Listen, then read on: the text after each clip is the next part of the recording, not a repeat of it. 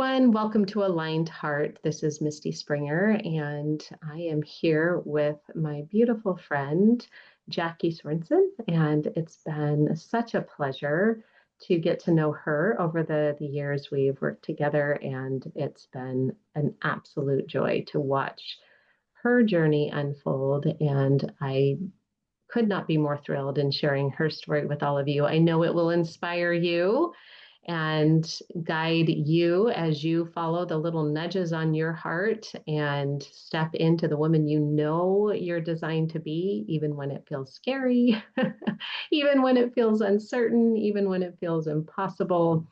Her story is such a beautiful example of how just taking one small, ordinary step at a time creates extraordinary results. And she is a light in this world. I have watched her grow into the work that she's doing and how that has blessed the lives of so many. She is actually in the process of writing a book about her experiences and what she has felt called to share. And that book is going to bless so many lives. It's such a powerful resource and such powerful information that I know is so necessary in the world right now. And so I am excited to have her on to share her story. And I'm going to let her take it away. But Jacque, so grateful to have you here. Thanks for being here Oh, with us. thank you. Thank you, Misty. And I will reciprocate that and say how helpful and encouraging and life-changing your coaching has been for me. So I appreciate all of your contributions to this process. Oh, thank you very much. I will receive that with open arms and an absolute honor to do it. So, why Well, don't we begin a little bit with your story? Tell us a little bit about what you're doing now, the work that you're doing, the book that you're writing, and why it feels important to get this out in the world. okay. All right. Well, right now I am coaching and mentoring women through a program called Healing with Love. So that's partly one-on-one coaching and partly a group coaching class that has a real strong academic component to it. We're learning principles and we're marrying two really large schools of thought. One being the mind-body syndrome, which was Dr. John Sarno's baby. He wrote 4 books on this idea of our minds and our bodies being connected. There's no way of pulling them apart. And so when we are experiencing pain, oftentimes it can be the response of our emotional life, or another way of saying that is that our brains are responding to what we're experiencing or what we have experienced that's been painful and responding with a distraction. Yeah, very much so. And we've had multiple conversations on this very topic because this is something that I firmly believe as well, that pain is an opportunity to pay attention inside now, Yes. PAIN. So tell me a little bit more about what you have discovered for your clients and mostly for yourself as you've learned this mind-body connection. Well, really, anything that I share, I learned because I needed it. And in this realm, it was because I was in pain. Um, the genesis, the beginning of the mind-body syndrome experience, in my words, is disconnection. Disconnection from God, disconnection from our parents, disconnection from our spouses or children. In any relationship, the foundational piece of all of our relationships is love. And when we don't feel that, or if we feel the need to earn it, Mhm. to change our behavior in a way either to make ourselves more attractive in some way, or to protect ourselves in some way, or to manipulate others, or the world in some way to get what we need so desperately. When we do that manipulating, we change the equation from love that might be freely given by someone who sees us and accepts us and hears us to a conditional transaction. Mhm. And that's on our part. Yeah, and that conditional transaction feels like if I do this for you, then you will do this for me. Yes. Or if I give you love, then I should receive love in return. Yes. Yes. Yeah. And globally, like I'm looking to marry the person who will make me happy, will Hmm. make all of my dreams come true. I'll never be lonely again. And we Hmm. put on other human beings this intense need that we have to be loved unconditionally. And even in a worshipful way, on our spouses or our future spouses, even sometimes on our children. And it's a it's a shift in reality because we're Hmm. all human beings and we all have emptiness and pain in areas and we all are fallible. We all make mistakes. And so if we, which we in our culture generally do, put all of our eggs, all of our needs in this one basket, this one person is going to answer all the need that I have for this feeling of being truly seen and truly understood and loved at all times. Hmm. I'm going to lay this on that other person. It's just a setup for disappointment and grief. Hmm. So Yeah. in the Healing with Love class, what we're doing is combining the mind body syndrome principles with unconditional love principles because they one answers the other. I Hmm. haven't seen this directly spoken in the TMS literature, the mind body syndrome literature. So I'm really hoping that what I'm writing right now will add something important to that discussion that's happening. Um, Hmm. but if you're someone who has experienced chronic pain and there doesn't seem to be um, a rhyme or reason for it, I mean, oftentimes we'll go and we'll get a diagnosis, and that gives us this strange way of connecting dots, right? Oh, it's because I have X, Y, or Z. That's why I'm hurting. Dr. Sarno's claim, and what I have found to be true, is that most often that is not the case. Hmm. Yeah. And what I uh, kind of going back to this unconditional love piece, what I see you doing is providing the practical steps for, unconditional love to ourselves and others, because I would include that connection that you were talking about, for that disconnection that pain is created. Pain, either emotional or physical, in our body is created through that disconnection with others. I would also offer with ourselves, Yes. when we feel disconnected from ourselves, from our purpose, from who we're designed to be, that also can manifest as physical or emotional pain. Mhm. So I'm curious, in your experience, I would love for my listeners to hear your story and how your pain was the way, your pain was the path. And even though incredibly excruciating and nothing you would wish on another soul, how did that pain actually guide you to where you are today? Yeah, I've been thinking, isn't it funny how we have a vision or we catch these little glimpses of what we're meant to do? And then the distance or the time, the space in between catching that little vision to actually being able to fulfill it, in between is our education. And most often it's painful. We have things to go through, right? We have life to experience. We have mistakes to make.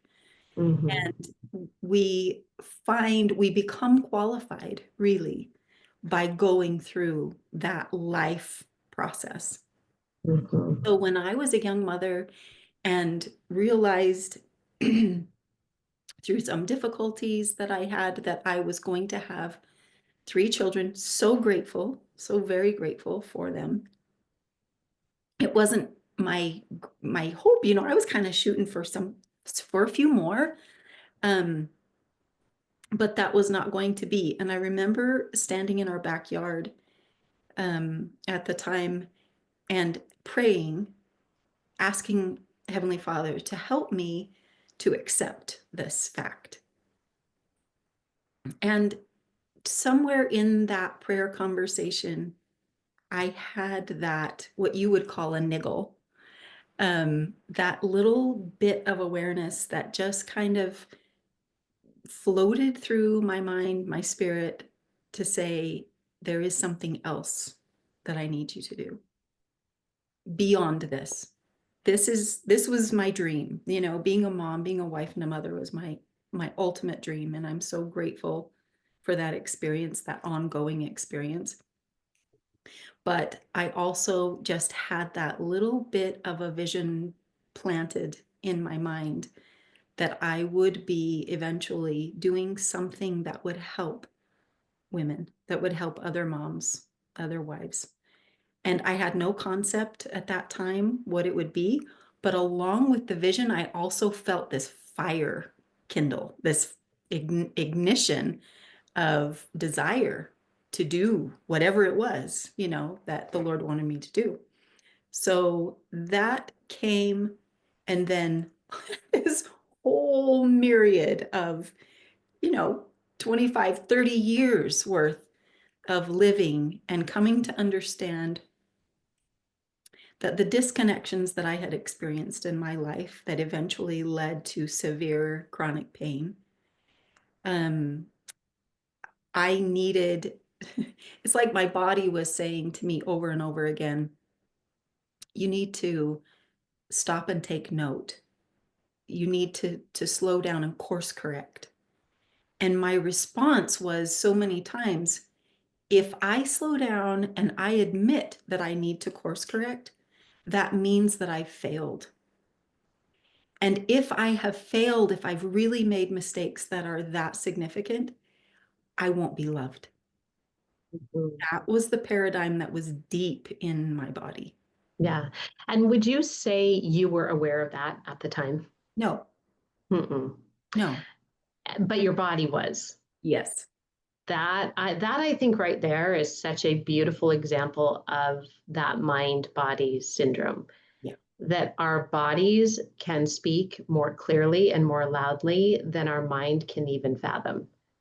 And that's what I have found to be so beautiful in this mind body work, is that your body is such a beautiful gift. Even when it's in pain and you're thinking, this is the worst thing in the world that's Right. happening to me. Why is this happening to me?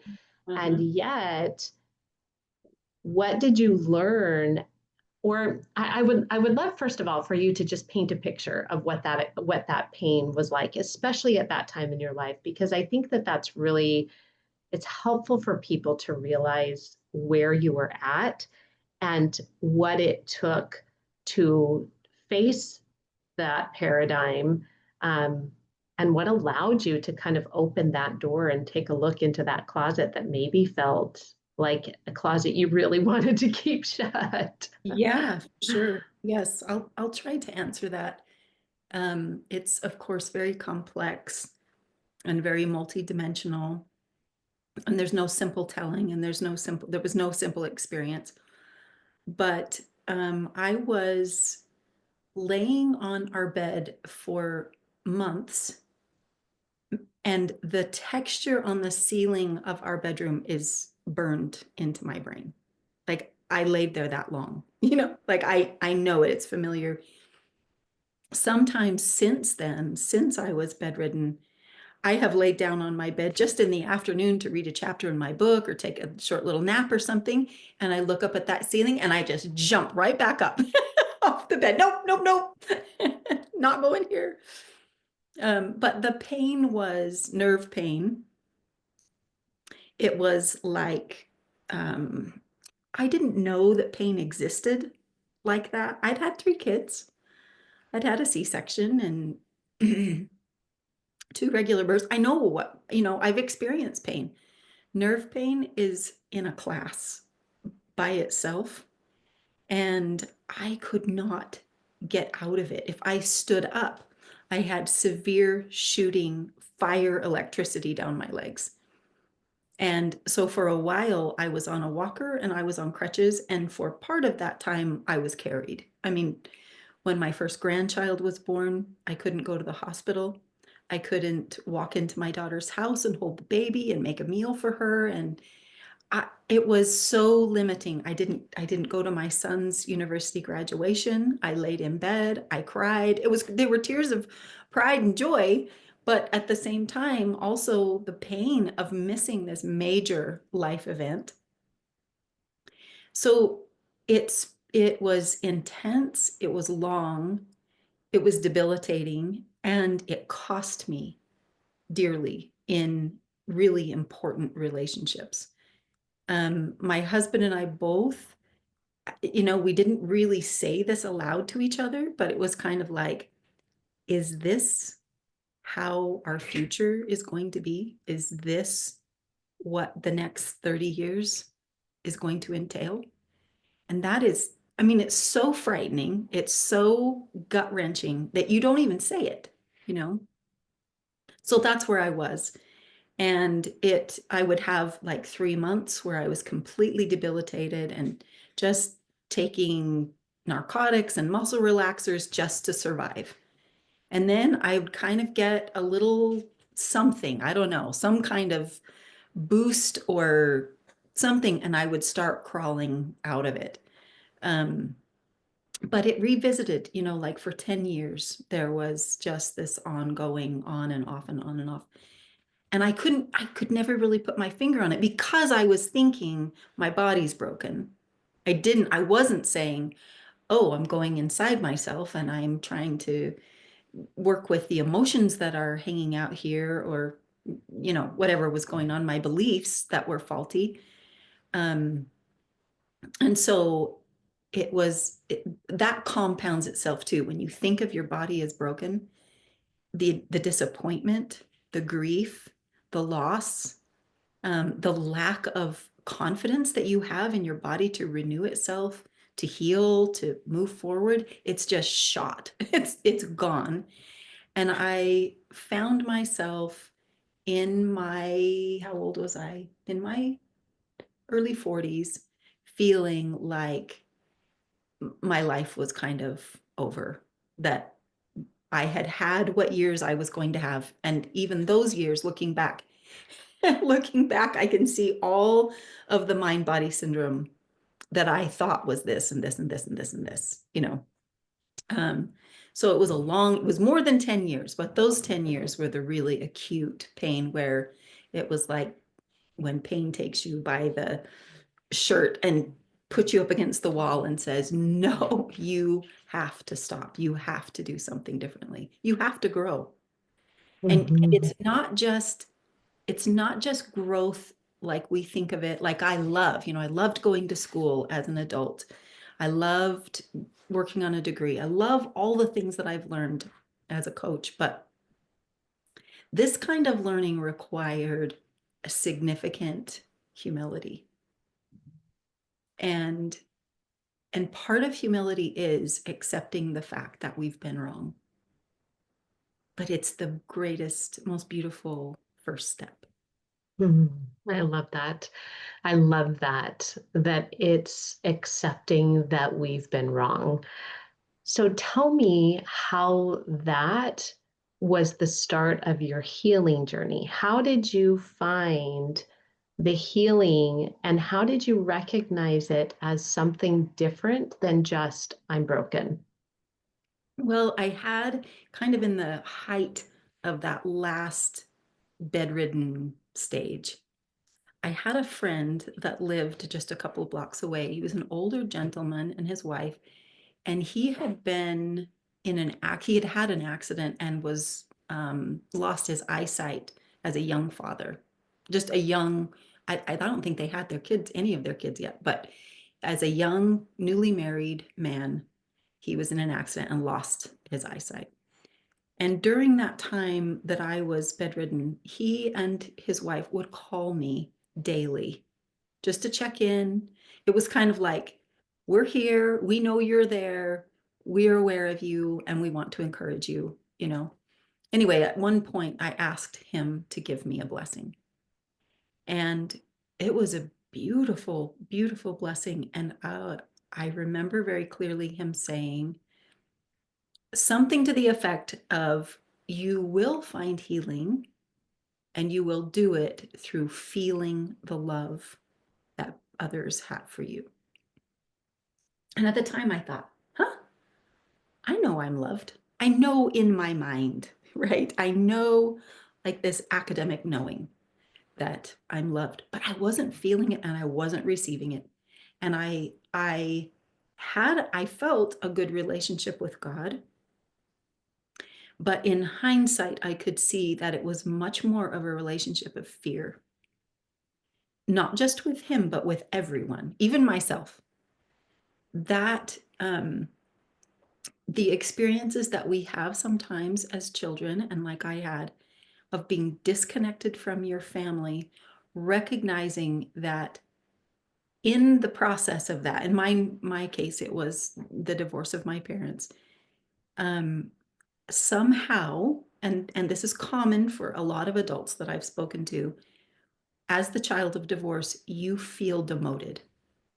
You feel like you are now in that filing cabinet of life that is less than everyone else. And I am not really 100% sure exactly where that came from, but I had it really deeply ingrained in me. And I had this belief that I had to work twice as hard, be twice as good, produce twice as much in order to just get up to normal. And so I ran hard, I worked hard, I pushed myself really hard. And I felt somehow that that was kind of how my relationship with God was, Mhm. the way that I saw it with other people. I knew he was loving and I knew he was omnipotent and full of unconditional love, but somehow there was also a belief that my earning and maybe this is closer to the reality of it. Maybe my earning and proving was mostly for other people. And I didn't focus as much on my relationship with God as I did with other people. Mhm. So how did that, I see that this happens so often, especially as people are dealing with symptoms of pain that show up, emotional or physical symptoms of pain in their body. Um, it's this pushing. It's pushing beyond what your body is actually communicating, and it's discrediting the information that you're receiving from your body and pushing through. So, how did, as you started to learn these principles of unconditional love for yourself, how did that impact your pain? What did you learn about the mind body connection, and how did that start the healing process for you? Well, that's interesting. The mind body syndrome is what I discovered first. That's the first thing that I implemented when it was time. You know, I prayed for so long for healing, and there were times that I felt the answer, you're not ready. You're not ready. You're not ready for the next step. And that was frustrating, but at that point after so much, I was like, okay, I don't know how this is going to go, but I trust that you know how this is going to go. So just help me to get to wherever ready is. So then I did find Dr. Sarno, gratefully, my brother said to me, you really need to look at this guy, Dr. Sarno. He says that all pain is in your head. And I'm like, oh, I'd really like to slug you. But I had an openness. I mean, I was at the end of my rope, right? That leads to some openness. And I started using the principles that he taught by talking to my brain and making a rebuttal really against the belief that I was broken. Mm, And I had mhm, a lot of success with that, with the rewiring or the restructuring of my beliefs around my body and what pain meant, that pain didn't mean that my body was deficient and that I just wasn't strong enough because I just couldn't push through it hard enough. mhm, And so I did have a lot of success initially with the mind body syndrome. But what happened not too long after that initial learning and kind of a movement of strong movement forward was I broke my foot. I was playing with my grandkids and broke my foot and was devastated. So, so sad because I had just been crawling out of this hole and I had finally gotten to where the morning that it happened, I had been on the treadmill walking and just feeling alive, like I'm finally going to be able to move, right? And then I go to help my daughter who's had morning sickness and I break my foot. The thing that triggered my understanding that I had much more work to do was that I was angry. I was really angry. And through the process, I mean, it was a break that meant I couldn't put any weight on that leg for, I don't remember, 6, 8 weeks or something. And being on a knee scooter and kicking around, it's a tiny little world all of a sudden. And it had already been a tiny little world for a long time. So the anger was a red flag to me. There is more to do here. And that is when the unconditional love principles came in. And when I saw what the unconditional love principles said about anger, what it means, and what it said, what TMS said about anger and what it means, all of a sudden, this like atomic blast went off in my head. These two things go together. mhm. They And answer. so what is it that anger means? So, in the mind body syndrome, anger is the frustration at feeling the need to be perfect, at pushing yourself. It's like Dr. Sarno says, here's the personality type of someone with TMS. And this is really interesting because anybody that's listening to this that can relate to this, just know this is a possibility because I And had what that is TMS? Just for my listeners, will you define mind body TMS? syndrome, the mind body Okay. syndrome. The acronym is TMS. Okay. TMS is the acronym for mind body syndrome. Okay, that's helpful. Thank you. So, the anger at life, like the anger at being so much being demanded of you, and this level of drive and push that you have, like a perfectionist, an overachiever, a type A personality. Those are all the things that really define a TMS personality. And I just read through the list and went, me, me, me, me, me, me, me. In the unconditional love principles, the reason that someone would drive themselves like that would be to earn the love and connection that they need. So here's the same personality on both sides. And one is like, well, you've got to talk to your brain in TMS. You've got to talk to your brain and tell it that you're going to work on your stuff. This is how I did it. I'm going to work on the emotional stuff. I'm going to talk to someone. I'm going to get help and I'm going to stick with it long enough to really, really unwind some things so that brain, you don't need to trigger me anymore. You don't need to go to that part of my back and constrict blood flow and oxygen and create this horrific pain. I am working on it. So I got the message and you can dial it down now. And that's really, really helpful. But what I learned in the unconditional love principle side is that our relationships can be unconditionally loving. They really can. And it starts with us. We have so much power over our relationships, starting with our relationship with God.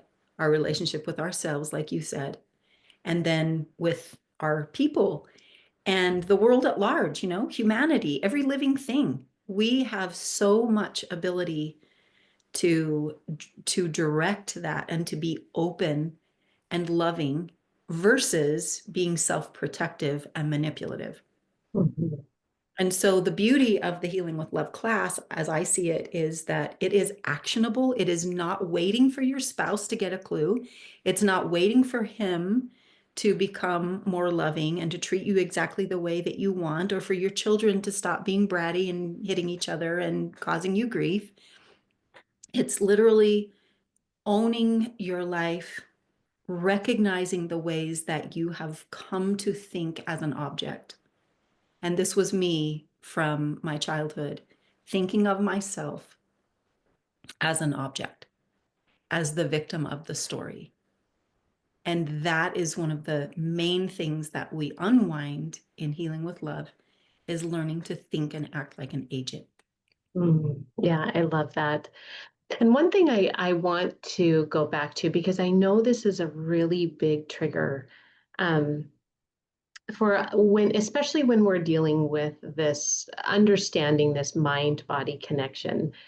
It feels, like you said, like I want to slug you in the face when somebody says this is all in your head. Mm-hmm. So how would you, because I wouldn't necessarily describe it that way, and I don't believe you would describe it that Yep. way now at all. So I would love for you to hear, for you to explain, how would you describe it to someone who is dealing with chronic pain, who has exhausted all the resources, who just says, I just need to fix this part of my body and then I'm going to be okay, but has been on that journey of fixing for years. Yes. So, how would you describe it in a way that isn't just, it's just all in your head? Yeah. Well, it's understandable, and it is kind of true in a sense, because our brains are so powerful. And if we have experienced a lot of emotional pain, it's just a self-protective measure, right? I'm going to help you think about something else, not the anger that is boiling out of you. I'm going to help you think about your back instead. And I'm going to consume your entire life with going to the doctor and having surgery and filling your prescriptions and creating this whole life around pain. That's the most distracting thing there is. In my book, I start out actually with quoting you in saying the PAIN acronym, right? Pay attention inside now. Um, I think I lost your question. How How would would you I describe describe it to somebody who was in told it's pain? all in Okay, your head? Mm-hmm. so in part, it's true that it is in our minds, but it's also partly our bodies trying to get our attention. And so stopping the frenzy of trying to fix it is one of the first steps. Relax into love, relax into the understanding that you do have the power to move the needle, but it's going to require you to back off and to relax and to shift into your parasympathetic nervous system and rest and digest new ideas, new ways of seeing things, your food, your all the things that you may have been fighting against in an attempt to fix. Like, it's another manipulation, really, to try to. I wanted God to take it off of me. I wanted the narcotics to do the thing. I wanted the surgery to fix it. I was right there. I wanted to fix it. And that's really so much of my approach. When I want to learn something, I dig, I jump in and I dig through it and I learn it. I love that. But in this realm, that kicks your nervous system up into higher gear, puts you into this state of restlessness and disillusionment and dissatisfaction and depression and all the D's, right? um, so really we have to calm down in order to move forward, or slow down in order to speed up. It's Absolutely. just required. Yes. I love that because there's so many principles here that can be applied to so many different areas. And, I have come through my own journey of listening and learning to listen to my bodies, to the parts of me that I wanted to push away and say, just go away, just take these away from me. I don't want this anymore. I don't want to deal with this anymore. I can you please just remove this? Yes. Because this is really frustrating and I feel like I can't get on top of this. And may I And interject? please. It gets in the way of our proving and our earning. Hmm. It's like it cuts off this pseudo sense of feeling loved and accomplished. Like those are the two, they're synonyms, accomplishment and love, right? And so it gets in the way of our earning that. Hmm. It's devastating. Yeah, absolutely. And I've seen this, I talk about our body being our best friend and that it really is like the the best friend that's coming and knocking on the door and saying, I have a message for you. And we're like, nope, don't want to hear you, go away. And so they bang on the door. I have a message for you. Like, nope, I really don't want to hear you. And they're like, I'm sorry, I love you so much. I really need you to get this message. And Mhm. so maybe it starts like breaking down the windows or, blasting through the front door with a bazooka. But that is, in essence, what our body is doing to send us the message that we need in that moment in order to take us to the place that we're designed to go.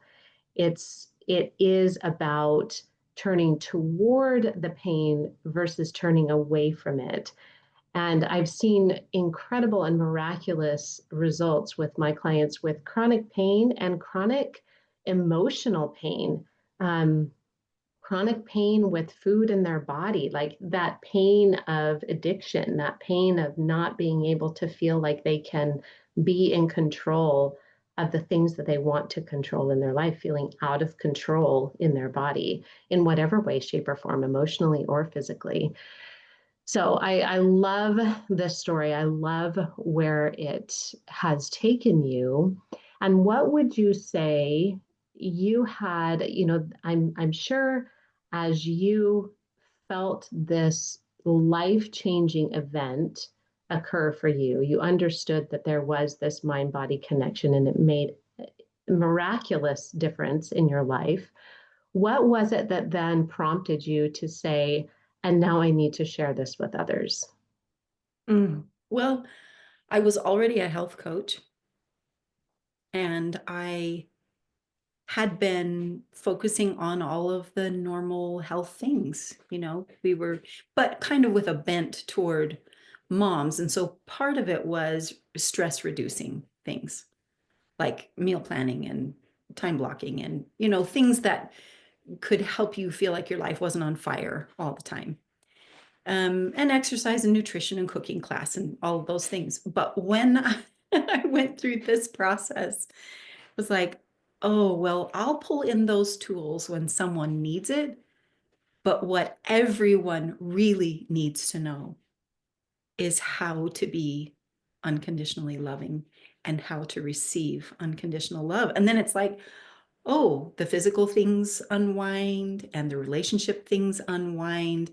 And then I'm free to make my schedule what I want it to be. And I'm free to go walking or running or dancing with my friends in dance class 3 times a week or whatever. Um, it just became more of the centerpiece of health and wellness versus all of those, exterior things. All of those other things come up and are upgraded in the process. And sometimes we still, pull in that tool of, yeah, let's get your month meal plan done and take that off your brain. Take that off your 4 o'clock every day. you know. So those are still great tools, but this healing with love is at the center. And if this gets aligned and put together, all the other things just kind of come into place, or they fall off, like they weren't important anyway. Hmm. Yeah, I've noticed that as well. It's what I've seen happen as we heal from the inside out versus the outside in. When you heal from the inside out, those things that have required willpower and strategy and planning and so much effort, all of a sudden become effortless. They become just a natural flow because it's not striving to prove, it just becomes a natural expression of who I am. Yes, yes. And I want to say, I know this is something that we have talked about a lot and something that has blessed me so much, um, that you've walked me through. And that is what to do when you hit the proverbial brick wall. And I have hit it many, many times, obviously, obviously, considering this conversation. But now, as I am working on something like the book, for instance, all of the pain and fear of my life has come up working on this project. All of the naysaying, all of the insecurity, all of the, well, who are you to say this? All of the feeling in the bottom drawer of society, all of those feelings have surfaced while doing this project. And what I've learned, and I just did this, I think I mentioned this to you a few weeks ago, that when I came up on a difficult part of the process, I felt that literal brick wall, can't move forward, paralyzed feeling. And after about a day of just stopping, I just stopped. I could not move. I remembered when you hit a brick wall, what do you do? And for me, the answer has been do something creative. Go back and get in that juice of just being here and of just feeling the joy of creating something. And so I just now have an easel and a canvas set up in our room. And if I take a day, and which is unheard of, right? This is unheard of in the proving person's life. You don't do that.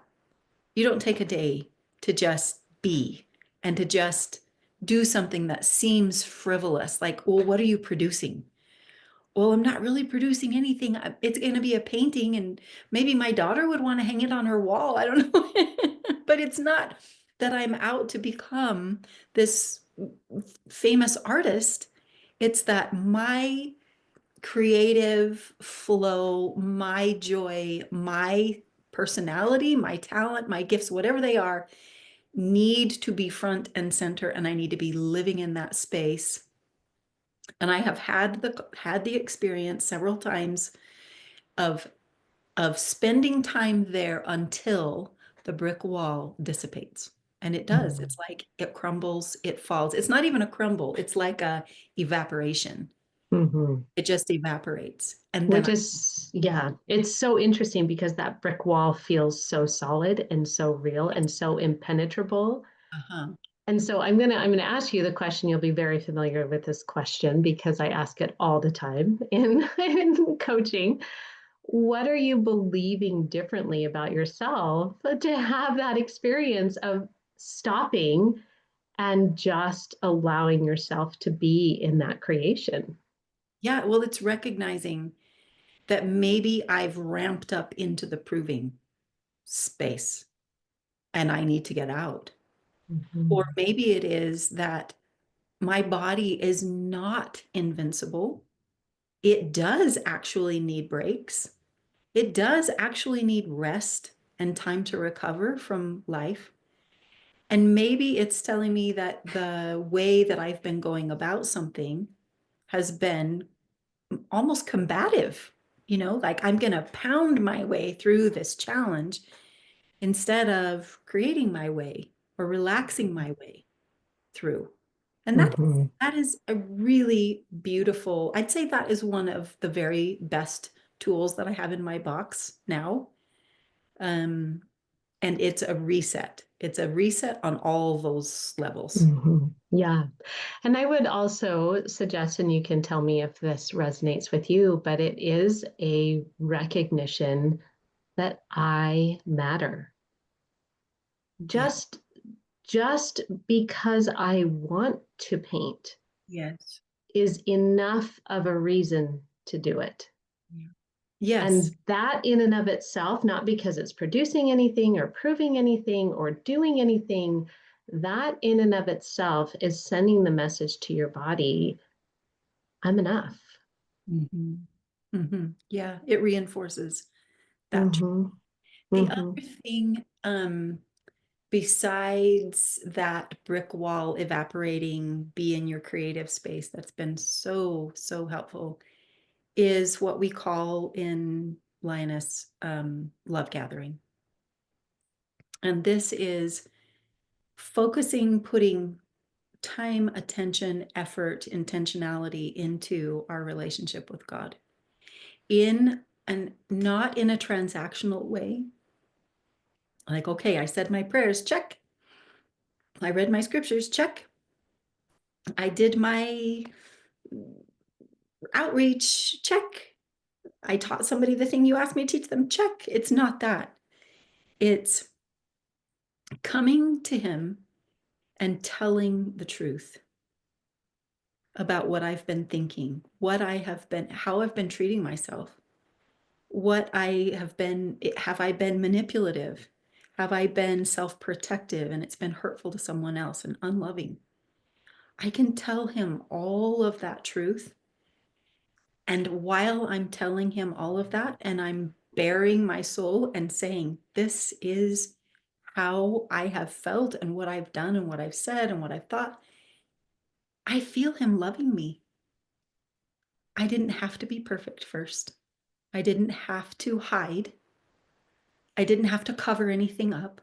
I didn't have to go to him as a victim and say, they hurt me and you need to strike them. It's not coming to him as a victim. It's coming to him as a humble agent and asking him to fill that reservoir that needs filling. Yeah. And sometimes you have to pour out that vessel in order for that vessel to be filled.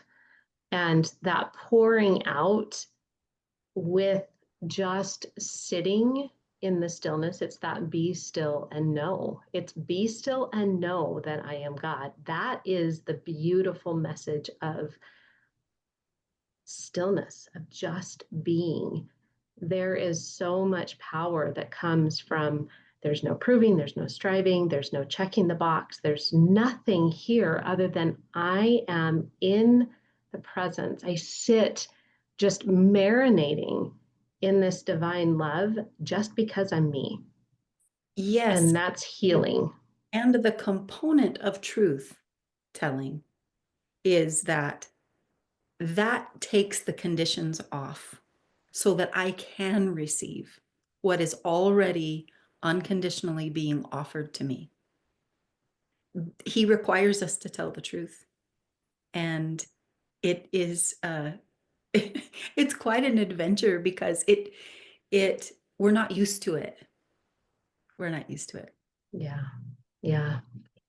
Well, so beautiful, Jackie. And I'm really thrilled for, I can think of so many people that I want to send this podcast episode to because it's just going to create so much awareness around a concept that is pretty hard to understand. It really is not talked about.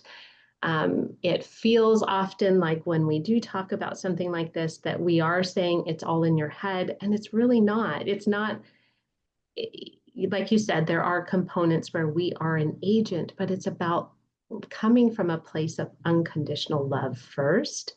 Mhm. And that's truly where the healing begins. So I'm so excited for people to get your book, which is coming, and is in process as we speak. So I'm so excited for that to come through. And then also, just, I would love for you to share how they can get in touch with you. I will also include that in the show notes, but how can somebody reach out for you? They'll reach out to you if they would like more help. Well, the my health coaching is called Lioness at the Door, and the website is lionessatthedoor.com. Um, and pretty much everything that we offer is there. The Healing with Love class is there. There's a lot of information about it, and of course, a registration link and one-on-one coaching is there. Um, about 1,000 blog posts. There's a lot, a lot to be learned because I've been at this for 14 years, and so it's been a really challenging and glorious journey. Yeah. Sometimes the only way through is through. Probably most, probably all. all, all. All, yeah. Well, Jackie, it's been such a pleasure. I'm so excited for this to get out to the world, for people to hear your story, and for you to continue to bless the lives of so many. So thank you for sharing your heart and your important work. That is my important work, is helping others like yourself get your important work out into the world. It's such an honor to see it moving out into the world, with you sharing the light that you are meant to share and working through the invisible brick walls so that you can do that. So just Thank you grateful. for your help and for this opportunity to give a little nutshell version of what we're up to. Absolutely. Well, thank you. And as always, if this is something that you feel a friend needs to hear, please share it. This is information that is best shared friend to friend, heart to heart, just like we did here today. So thank you for being here, and we will talk to you and see you next time.